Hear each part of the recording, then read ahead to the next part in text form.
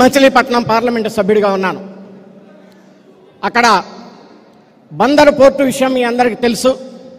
ఒక పార్లమెంటు సభ్యుడిగా అక్కడ ఎన్విరాన్మెంటల్ క్లియరెన్స్ తీసుకురావటం కానీ, ఫైనాన్షియల్ క్లోజర్లో నా పాత్ర పెట్టడం కానీ ఎంతో చేసి ఈరోజు అక్కడ ప్రజానికానికి ఆ పోర్టు రావటంలో నా వంతు కూడా ఒక పార్లమెంటు సభ్యుడిగా కృషి చేశాననేటువంటి విషయాన్ని కూడా ఈ సందర్భంగా మీకు మనవి చేస్తూ ఉన్నాను.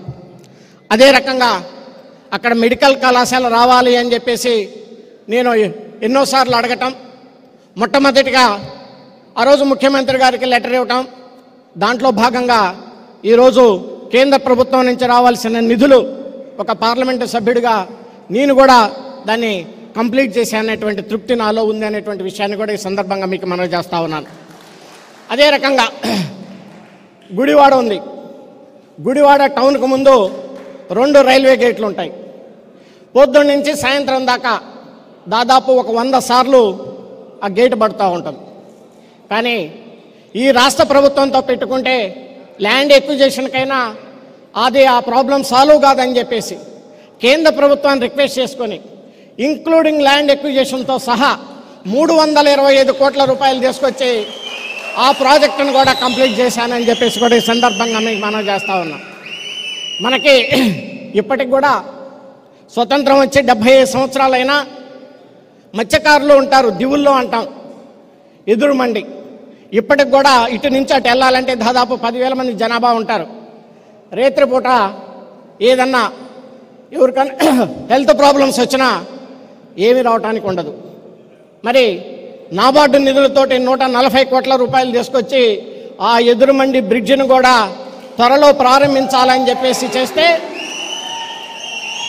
ఈ రాష్ట్ర ప్రభుత్వం పరిస్థితి ఎలా ఉందంటే టెండర్ పిలిస్తే ఎవరు రావట్లేదు, అది పరిస్థితి అని చెప్పి తప్పకుండా పవన్ కళ్యాణ్ గారి యొక్క అధ్యక్షతన ఏర్పడబోయేటువంటి రాబోయేటువంటి మన ప్రభుత్వంలో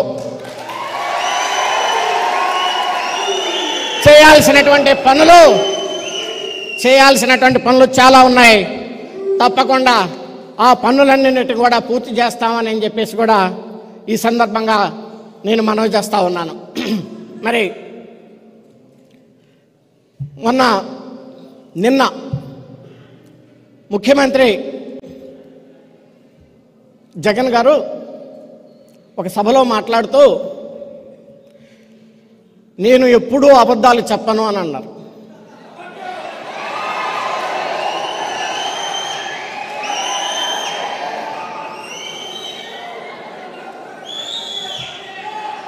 ఏమన్నారు? నేను ఎప్పుడూ అబద్ధాలు చెప్పను అన్నారు. అది పెద్ద అబద్ధం.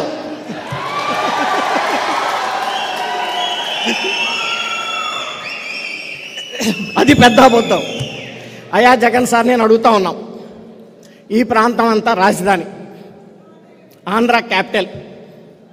మీరు ప్రతిపక్ష లీడర్గా ఉన్నప్పుడు అసెంబ్లీలో మీరు ఎక్కడైనా రాజధాని పెట్టండి, నా సంపూర్ణ మద్దతు ఇస్తాను, బ్రహ్మాండంగా మీరు రాజధాని కట్టండి అని చెప్పింది మీరు కదా.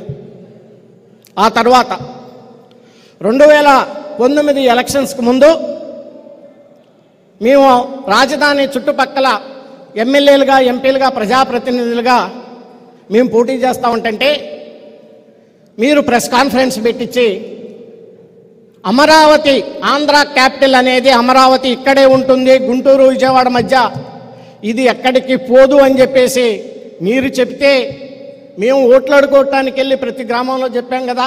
అది మీరు చెప్పిన మాటే కదా. దీన్ని అబద్ధం అంటారమ్మా సార్, నిజం అంటారా చెప్పమని చెప్పేసి నేను జగన్ గారిని అడుగుతా ఉన్నాను.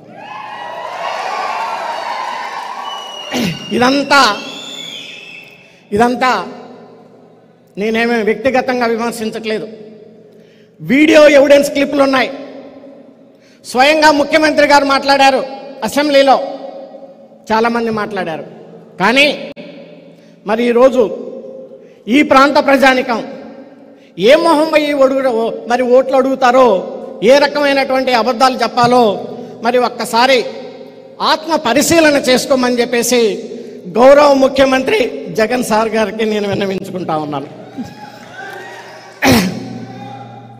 మరి ఎక్కడ చూసినా వందల కోట్ల రూపాయలు